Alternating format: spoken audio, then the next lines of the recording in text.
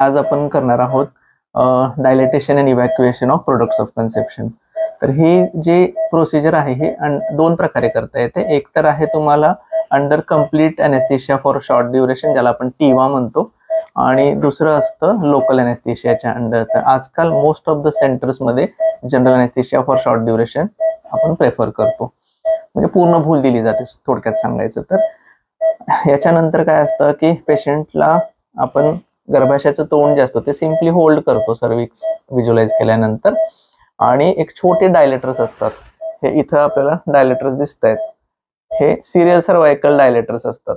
तर हे serial cervical dilators गर्भाशयाच्या आतमध्ये जातात.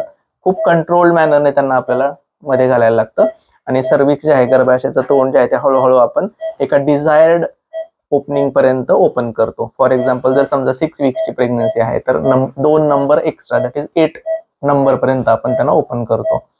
आणि त्याच्यानंतर आपण हे जे प्लास्टिक कॅन्युलाज असतात त्याला आपण प्लास्टिक सक्शन कॅन्युलाज म्हणतो.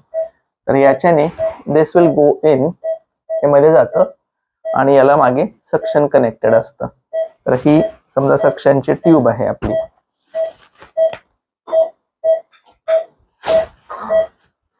सक्शनची ट्यूब याला आपण कनेक्ट करतो, आणि मग हे सक्शन केल्यानंतर गर्भाशयात जे काही आतमध्ये आहे ते या सक्शन ट्यूब मधून आपल्या या कॅन्युलाच्या माध्यमातून बाहेर काढण्यात येतं. त्याला आपण म्हणतो इव्हॅक्युएशन.